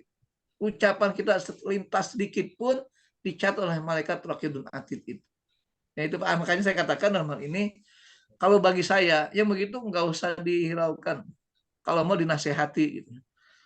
Makanya jadi masalah ketika mereka ngajar, mestinya di kampus itu mahasiswa juga harus digembleng. Berikan pendidikan dasar. Nah, sekarang kita punya anak calon mahasiswa, kita berikan kemasan dulu itu. Kita berikan aturan dulu bagi mereka. Mana frame-nya, batasannya, mana yang boleh diikuti, mana tidak boleh diikuti. Hingga mahasiswa pun dalam dunia akademik harus berani untuk mendiskusikan atau mengomentari apa yang disampaikan oleh dosennya itu. Saya kadang kalau ngajar gitu Pak, sengaja saya ngomong 15 menit, ayo sisanya silakan tanya jawab, silakan diskusi. Jangan sampai kebenaran yang kalian ambil cuma paksaan tanpa kesadaran. Nah, begitu seterusnya. Itu yang kedua. Dan yang ketiga tadi lupa saya Pak. Soal innalillahi wa inna Oh ilaihi ya maaf ya. Jadi itu karena pentingnya bahasa Arab. Makanya seorang mujtahid itu salah satu syarat ijtihad harus paham rahasia bahasa Arab. Secara bahasa dia salah, udah nggak dianggap lagi. Kenapa? Karena bahasa Arab ini sebagai bahasa sumber syariat. Al-Quran dengan bahasa Arab, hadis bahasa Arab, kaidah-kaidah hukum dengan bahasa Arab. Kenapa dia nggak paham bahasa Arab? Berarti nggak bisa dia menjadi seorang penentu hukum masalah apapun.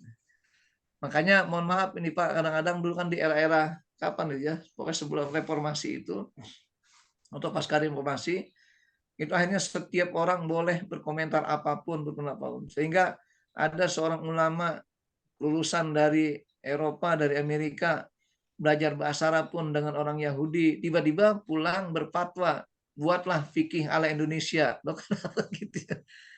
Ya nggak bisa. Yang namanya aturan fikih itu hukum Islam, sumbernya jelas. Dasarnya apa? Harus kepada Al-Quran Sunnah. Ada penafsirannya, silakan lihat mana yang sesuai dengan aturan itu. Maka untuk meluruskan penafsiran, ambil semua dalil, himpun semuanya, ambil kesimpulan.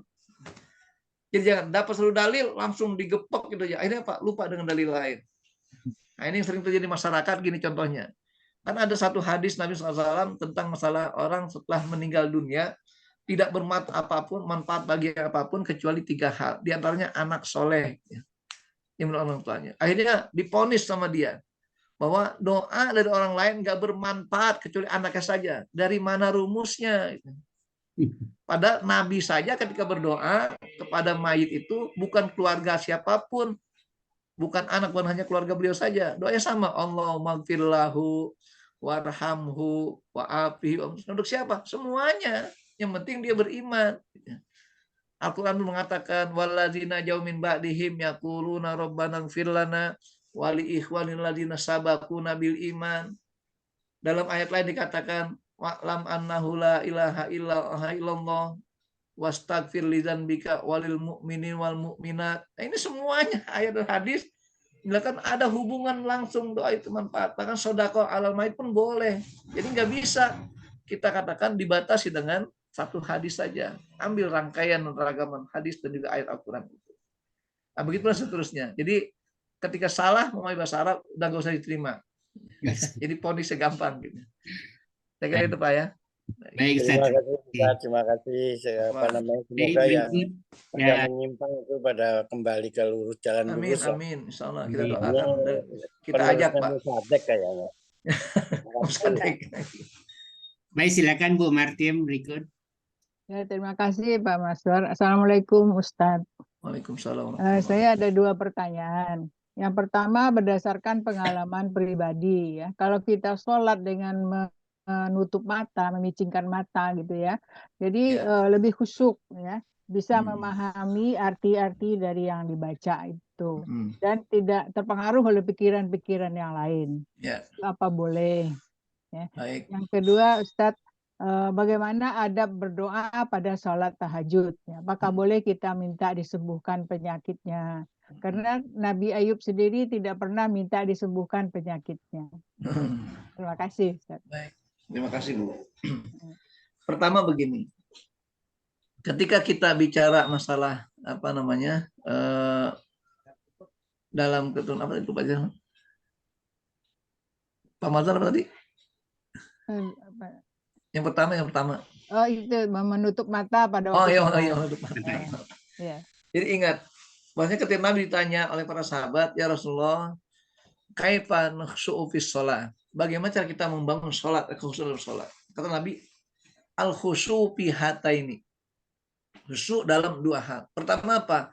Menghadirkan hati dan menundukkan pandangan. Bukan kata-kata igmadul basor, tapi apa namanya godul basor. Ini bedanya. Kalau igmad kita menutup mata, kalau godun menundukkan pandangan. Nah, kenapa? Jadi digambarkan oleh Imam Ghazali dalam kitab yang Ulumuddinnya, bahkan dalam kitab Muqashaful Qulub, beliau katakan begini. Kalau kita sholat menutup mata itu biasanya akan lahir pikiran-pikiran lain, Bu. Ibaratnya seperti orang belum ngantuk dipaksakan tidur. Gimana rasanya? Ibu udah berbaring di kasur nih, mau tidur, tiba-tiba belum ngantuk. Ibu pejamkan mata, apa yang terjadi? Macam-macam pikiran masuk itu, sampai muncul kayak sosok besar yang menghantuinya. Nah, itu juga berpengalaman. Artinya kalau memang ada 1-2 orang yang berbeda, silakan saja. Tapi secara umum, kalau kita memejamkan mata itu justru menghadirkan pikiran-pikiran lain. Tapi kalau menundukkan pandangan, kita fokus tempat kita sujud, insya Allah akan fokus ke situ. Begitulah sebetulnya masalah cara mengganggu sujud. Adapun cara lain silakan, itu nggak ada ketentuan, itu hanya anjuran saja. Sifatnya. Maka ada begini juga, ada orang ingin khusyuk apa? Sebelum sholat dia baca selawat dulu.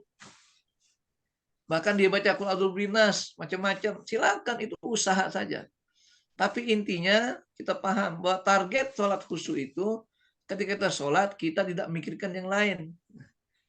Makanya ketika ada suara bising, suara apa, bisa jadi pengaruh itu, mengganggu. Bahkan Nabi dalam penglihatan saja, pernah Rasul sholat. Rupanya Aisyah itu memasang hordeng, ada gambar-gambar bunga macam-macam. Kata Rasul, singkirkan, karena itu akan hadir dalam pikiranku dalam sholat. Coba bayangkan Rasul begitu. Ketika Rasul lagi sholat, mendengar tangisan bayi, kedengeran loh Bu. Makanya kalau ada orang, saya nggak dengar apa-apa lagi sholat, bohong. Kan gitu.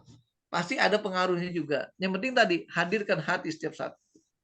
Makanya khusyuk itu di sini berdasarnya. Al khusyuk yakni di qalbi, di hati, dengan di mata menundukkan pandangan kepada tempat kita sholat itu. Jadi bukan berarti nggak boleh, silakan saja. Ibu punya pengalaman begitu silakan. Yang penting tadi jangan menghadirkan pikiran yang lain-lain.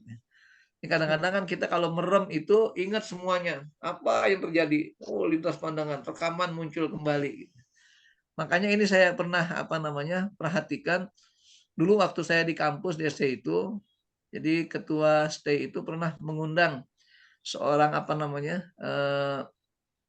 ahli hipnotis gitu ya. Jadi yang untuk mengkonsentrasikan pemikiran kalau kerja. Jadi dilatih kita di ruangan tertutup.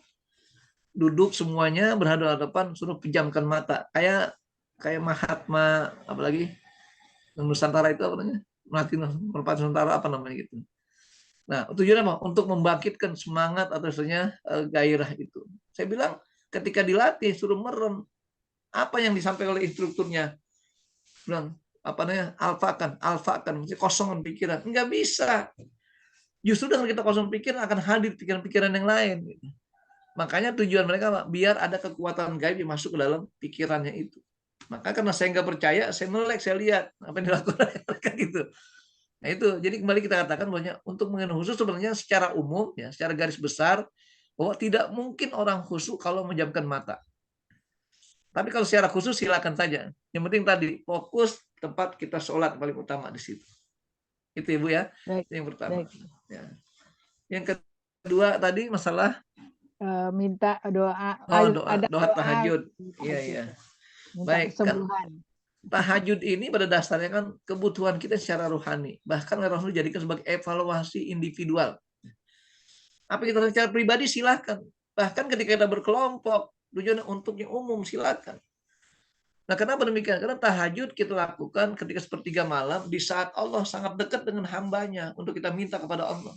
Apa saja silakan. Cuman ketika kita bandingkan tahajud dengan duha gitu, bedanya apa? Kalau tahajud kita minta hal yang bersifat ukhrawi, tapi kalau duha hal yang bersifat duniawi. Itu kalau kita mau pisahkan. Tapi kalau secara umum silakan aja. Karena sifatnya adalah di tahajud mendapat ketenangan yang sempurna di situ. Wa minal laili fatahajjad bihi. Dan sebagian malam kita bertahajud kepada Allah SWT. Kenapa? Karena inna nasyiatal lail hiya asyadu wat'an wa aqwamu qila. Karena sepertiga malam itulah saat kita mengalami ketenangan batin. Orang kalau lagi tenang batinnya, minta apa aja khusyuk. Silakan. Mau minta kesehatan boleh, minta kekayaan boleh, minta anak yang soleh boleh, mau minta apa lagi? Negeri yang indah, yang baik juga boleh. Makanya kalau ingin perubahan, sering-sering tahajud, doakan negeri kita ini. Nah, kemarin Pak Mazhar dapat penyerahan di Al-Iman itu. Jadi Nabi Muhammad SAW itu ketika Fatu Mekah, itu beliau nggak berhenti mengulangi baca surah Al-Fatah itu. Kenapa? Sebagai bentuk tafaul, berharap pada Allah. Mencari tentang ketenangan batin dan ketenangan itu. Jadi kita ketika kita ingin mencari kemenangan, tidak cukup dengan usaha saja. Tapi dengan doa-doa kita. Karena lagi-lagi kata-kata subhanallah itu mengisyaratkan kepada kita mensucikan Allah. Kita harus Allah segala sesuatunya. Jadi kalau Allah sudah bertindak, nggak ada kata-kata yang sifatnya mustahil terjadi. Kemarin saya contohkan gini, ada dua hal saja yang biasanya kita lihat dalam sejarah. Nabi Nuh Allah perintahkan untuk buat perahu, padahal nggak ada tumbuh-tumbuhan di sana, padang pasir yang tandus gitu ya. Kemudian apa? Kata Allah, wasna'il fulka bi'ayuni wa wahyina. Buatlah perahu ya Nuh atas bimbinganku dan wahyuku. Kalau udah dibimbing sama Allah, kelar masalahnya. Nabi Daud memerintahkan untuk membuat pakaian tameng perang, biar nggak kena panah, biar nggak kena pedang. Beliau seorang nabi, seorang raja. Apa kata Allah? Wa alamnahu sun'ata labusil lakum. Aku aja kepada Nabi Daud untuk membuat pakaian perang dari besi itu. Padahal dulu belum ada alat untuk motong-motong besi. Tapi Nabi Daud mampu kekuatan. Lagi-lagi Allah yang ngajarkan. Kalau ngajarkan, selesai masalah. Nah gitu. Makanya harus optimis pada Allah SWT. Jadi prinsipnya dengan kata-kata la haula wala quwata illa billah, semua urusan beres. Apalagi kita ucapkan dalam sholat tahajud kita. Dalam keheningan kita hanya bertahnus pada Allah SWT. Mau minta apa aja boleh Bu. Mau minta keluarga sakinah, mawadah, warahmah, sa'idah, Allah kabulkan. Mau minta negara baladun thayyibah warbun ghafur, Allah kabulkan. Mau minta pemimpin yang adil, jujur, sejahtera, Allah kabulkan semuanya. Syaratnya tadi, intan surullah yansurkum wa yusabbit aqdamakum. Itu Bu ya. Silakan Ibu Ya. Martin mau minta apa aja. Terima kasih. Ya, Terima minta kasih. ketemu di surga bareng-bareng boleh Bu. Amin. Amin. Baik, berikut Ibu Dr. Erni, silakan Ibu. Ya, terima kasih Pak Maswar. Assalamualaikum warahmatullahi wabarakatuh. Ustadz Waalaikumsalam. dan teman-teman sekalian di grup ini. Ada 3 pertanyaan ya Ustadz. Oh, silakan. Pertama, apakah sujud sahwi itu berlaku hanya untuk gerakan-gerakan kita yang salah pada waktu sholat? Misalnya bacaan kita yang salah gitu Ustadz. Kadang-kadang contohnya misalnya ya yang sering dicontohkan adalah surat Al-Kafirun. Al-Kafirun kan suka bolak-balik gitu ya Ustaz. Jadi kan akhirnya kita sadar, oh kita kok jadi salah. Apakah itu nanti kita harus hanya cukup memperbaiki saja ataukah harus dengan sujud sahwi? Pertanyaan yang kedua ya Ustaz. Saya pernah berjamaah waktu itu sholatnya 4 rakaat. Kemudian 3 rakaat imamnya mengakhiri sholat. Gitu ya. Jadi rupanya diberitahu oleh yang di depan itu beliau nggak dengar. Jadi mengakhiri sholat. Setelah sholat selesai, kemudian mungkin diberitahu sama jamaahnya bahwa kita baru 3 rakaat. Oh ya, terus langsung imam itu sholat lagi, menyelesaikan yang 1 rakaat, kemudian beliau sujud sahwi seperti biasa. Nah itu saya sampai sekarang jadi pertanyaan riwayatnya apa itu Ustadz. Yang ketiga ya Ustadz ya, apakah boleh kita misalnya nih contohnya Pak Maswar nih ya, Pak Maswar ini kan sudah mengayomi kita untuk bersama-sama menggali ilmu. Jadi menurut saya beliau itu punya amalan yang cukup luar biasa gitu. Betul. Apakah dengan amalan yang dilakukan oleh Pak Maswar ini, Pak Maswar boleh meminta sesuatu kepada Allah sebagai dengan apa sih namanya itu yang sebagai wasilah, ya, sebagai wasilahnya. Ya, itu aja pertanyaan Ustaz. Assalamualaikum. Baik. Waalaikumsalam warahmatullahi wabarakatuh. Bentar dulu, saya terus biar nggak lupa. Bacaan salah. Iya. Iya udah, saya tulis lagi biar nggak lupa. Baik, yang pertama masalah apakah sujud sahwi itu karena bacaan salah dalam sholat? Apakah juga termasuk? Ya, makanya gini Bu. Yang namanya sujud sahwi itu kan kata sahwun artinya lupa. Jadi sujud karena lupa. Nah, di sini ada kategorinya. Apa yang dilupakan? Ada rukun, ada sunnah abad, ada sunnah hayat. Sunnah abad itu artinya sunnah yang masuk rangkaian sholat itu sendiri dan menjadi penentu kesempurnaan sholat. Contoh, tasyahud awal itu sunnah abad. Kenapa? Karena yang namanya sunnah abad itu kalaupun ditinggalkan dengan sengaja tidak membatalkan sholat. Itu sunnah abad. Contoh bagi para penganut kunut gitu ya, subuh. Baginya sunnah abad. Karena bagian dikerjakan dari sholat itu. Ketika dia tinggalkan dengan sengaja dan bukan lupa, nggak jadi masalah. Tidak mengurangi sholatnya. Nah sekarang bicaranya apakah yang namanya sujud sahwi itu juga berlaku untuk bacaan yang salah? Yang dibaca apanya? Kalau yang dibaca itu bukan rukun, seperti selain Fatihah, itu nggak ada urusan apa-apa, nggak masalah gitu ya. Nggak usah sujud sahwi juga. Karena yang namanya sahwi itu karena lupa, bukan karena nggak bisa. Bukan karena sengaja. Nah, makanya ketika dia tidak baca Fatihah, ini kan rukun Fatihah itu. Dia tidak baca Fatihah karena lupa, maka yang diganti bukan sujud sahwi aja, dia ulangi 1 rakaat. Baru sujud sahwi. Ya, persis dengan imam tadi ketika ada kurang 1 rakaat, betul. Imam ketika lupa, kemudian ditanbih, ditegur, dia ingat kurang 1 rakaat, dia berdiri 1 rakaat sempurnakan, setelah itu sujud sahwi sebelum dia salam.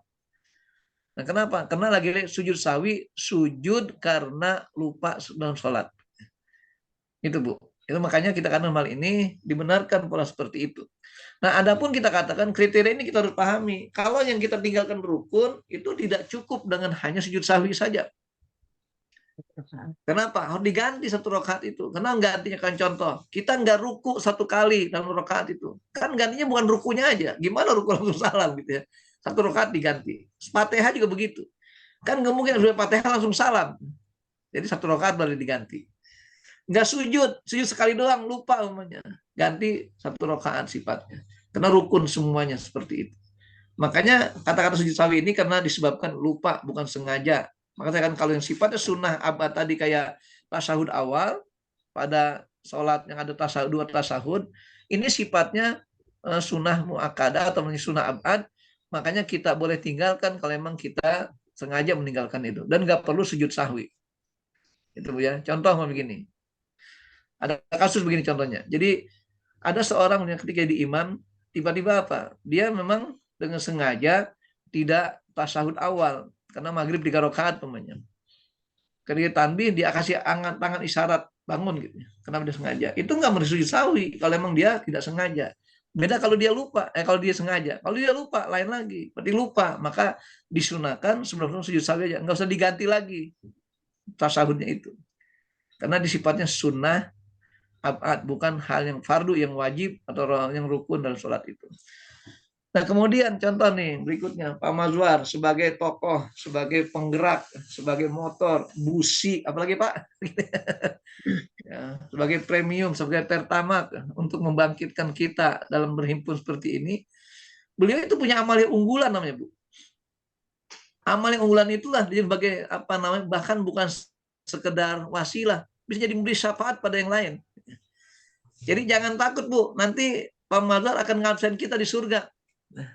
Ya Pak Mazwar ya. Jadi ya Pak Mazwar jangan lupa ya saya.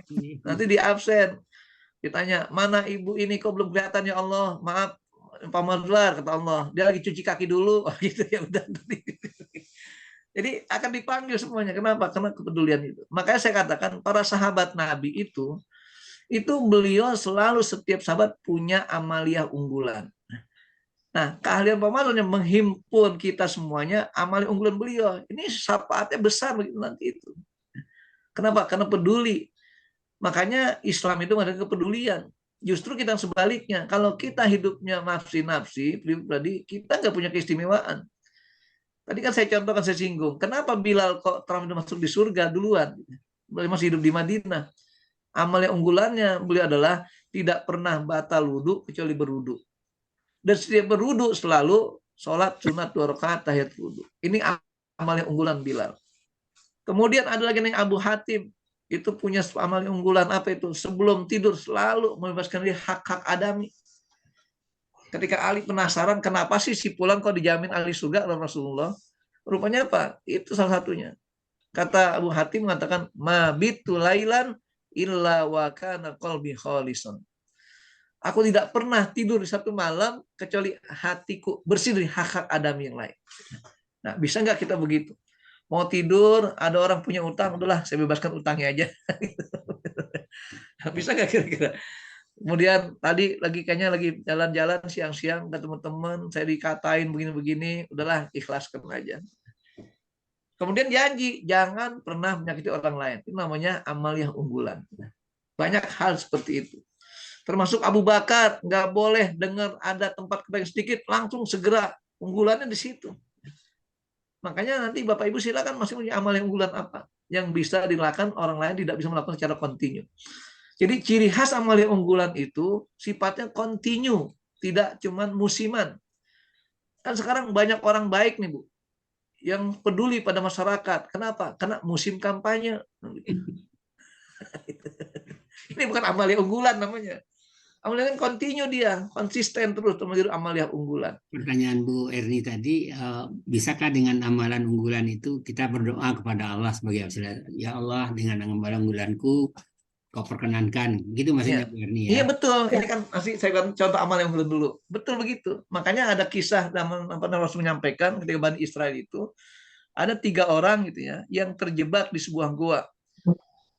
Akhirnya apa? Masing-masing berdoa dengan amal yang unggulannya. Ternyata Pak Allah kabulkan semua itu.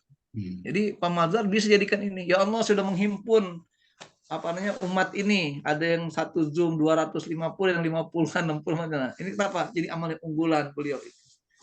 Sehingga insya Allah nanti kita ikutnya ya. Pak Mazhar mau kemana ngikutin nanti. Jadi boleh silakan. Ustadz satu sedikit.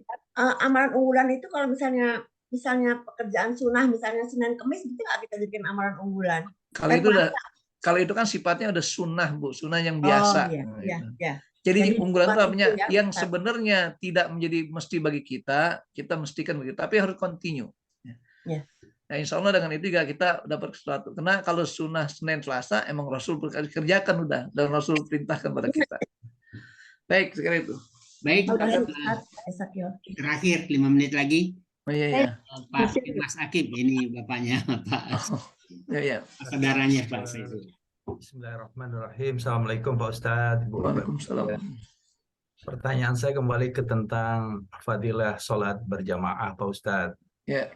Perintah sholat berjamaah ini sesungguhnya apakah hanya untuk sholat fardu? Itu pertanyaan pertama. Kemudian kedua, apakah harus di masjid? Ya. Kalau misalnya dalam perjalanan, tapi kita tetap ingin mengambil sholat dalam tidak menemukan masjid, tapi kita berhenti di suatu tempat, lalu kita bertiga, berempat, yuk kita sholat berjamaah. Itu fadilah berjamaah itu sudah nyampe juga atau harus mencari masjid? Betul. Yang ketiga, seringkali juga kita itu pengen ngajak istri kita, tapi kadang-kadang ibu itu kan repot. Tapi saya pengen berjamaah di masjid, meninggalin istri terus, tapi pengen berjamaah juga dengan istri dan anak-anak. Apakah itu fadilahnya sama, Pak Ustadz? Baik. Terima kasih. Assalamualaikum warahmatullahi wabarakatuh. Waalaikumsalam warahmatullahi wabarakatuh. Yang pertama, definisi berjamaah itu apa? Jadi kita katakan ketika dia sholat, ada makmum, ada imam yang berjamaah. Makanya gini Pak, ketika ada orang yang sudah biasa berjamaah, ini ada sebuah riwayat dari sebuah asar begini. Ketika orang itu lihat sholat lagi berjamaah, tiba-tiba dia terdampar di hutan sendirian. Dia komitmen sholat, maka kata Rasulullah SAW, orang tersebut akan diamini oleh para bangsa jin ikut sholat bersamanya. Itu kenapa? Karena komitmen berjamaah. Akhirnya apa? Itu contoh Rasulullah. Kan di Mekah ada masjid jin kan gitu ya. Sejarahnya begitu. Rasul lagi sholat, jin protes, ya Muhammad, aku juga mau berjamaah sama kamu. Gitu. Kalau kamu benar sebagai Rasul, maka silakan buktikan mujizatmu itu. Akhirnya jin minta agar Muhammad memindahkan sebuah pohon ke wilayah itu. Maka ada masjid Sajaroh namanya. Sebelum masjid jin, kalau dari Makla itu. Nah itu contohnya. Jadi kembali kita katakan, ketika kita punya komitmen berjamaah, Allah akan hadirkan makhluk lain berjamaah pada kalian semuanya. Nah sekarang permasalahannya apa? Keutamaan bicaranya. Kan kita katakan, laki-laki kenapa perlu di masjid berjamaah? Karena untuk menghimpun kekuatan, kebersamaan dan kesepakatan gitu ya. Makanya kenapa laki-laki harus di masjid zamannya? Karena dia sebagai ukuran kekuatan. Nah, sehingga Rasul pernah berkeinginan untuk membakar rumah orang yang tidak mau berjamaah di masjid. Nah, itu. Jadi yang berangkat laki-laki dan perempuan. Nah, adapun ketika Ustaz saya kan menjadi imam bagi istri saya, semampu mungkin ajak istri untuk berjamaah. Tapi kan tadi kita katakan ketika pertanyaannya, perempuan memang boleh tidak berjamaah. Tapi laki-laki menjadi kalau tidak muhakadah sampai menilai wajib dalam hal ini. Apalagi ketika dibutuhkan kekuatan, kesepakatan itu.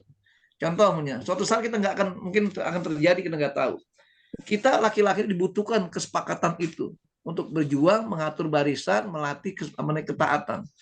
Dalam hal ini menjadi wajib bagi kita sebagai laki-laki. Kenapa dibutuhkan hal itu? Sekarang kita merasa, oh umat Islam udah banyak, masing-masing punya aktivitas masing-masing, maka sunnah muakkadah bagi kita semuanya. Nah, adapun alasan karena kan jadi imam di rumah tangga, ya memang. Maka saya katakan tadi, itulah seorang laki-laki pengecut namanya.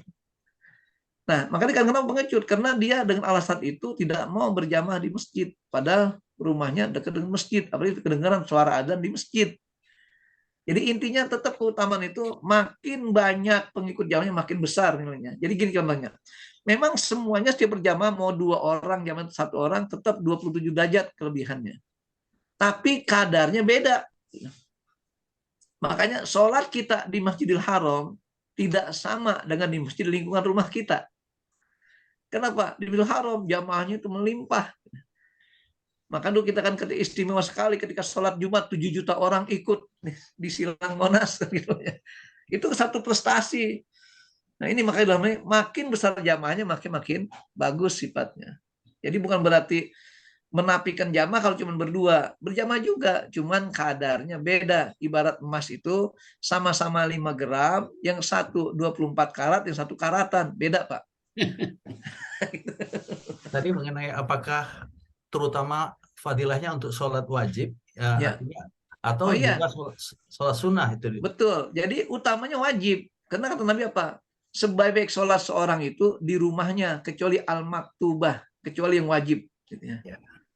Nah, makanya Nabi dalam hadis mengatakan, ij'alu min sholatikum fi buyutikum. Jadikan sebagai sholat di rumahmu. Untuk sholat sunnah berarti itu. Maka jangan salah memahami hadis Nabi satu-satu. Nanti akhirnya diajaran hadis ini. Itu Rasul bilang bagian sholat di rumah aja, di masjid. Padahal maksudnya sholat sunnah dalam hal ini. Nah, begitu seterusnya. Jadi intinya kita dalam sholat berjamaah itu, makanya terutama sholat wajib itu. Karena awal mula perintah kata Nabi pada Jibril pada Nabi apa? Ya Muhammad as-sholatu jami'ah. Ini harus pegang kata-kata ini. Hai Muhammad, sholat secara berjamaah. Maka Rasul katakan pada sahabat, ya ashabi as-sholatu jami'ah. Sholat berjamaah dilaksanakan. Makanya sebelum ada perintah azan dan iqamah, kumandang sholat dengan as-sholatu jami'ah itu. Cuma sayangnya ada sebagian imam di kita ini sudah azan, sudah qomat, masih ngucapin as-sholatu jami'ah. Ini berlebihan namanya. Ada nggak imam kayak gitu? Mungkin pernah dapatkan gitu ya. Udah selesai nih qomat, udah lihat semuanya. Ini ada imam ini, as-sholatu jami'ah, udah qomat. Gak usah lagi pakai as-sholatu jami'ah. Paling imam tugasnya apa? Kata sawu suku, luruskan sapnya, wasudul puroj, rapatkan yang kosong. Wahadu bainakum bil manakib, tempelkan bahumu dengan lembut. Bukan ujung kaki, manakib nih. Ya. Jadi adapun apa namanya kata-kata lurusan itu dengan mata kaki bukan rapatnya, tapi lurusnya bagian belakangnya. Ya, begitu Pak ya. Jadi silakan nanti dikembangkan. Baik. Cukup ya. Ya baik, terima kasih Ustaz. Masya Allah luar biasa pagi ini. Nggak cukup waktu. Nih. Baik Ustaz, kita tutup acara kita dengan sama-sama kita berdoa pada Allah. Silakan Ustaz dipimpin. Baik, terima kasih.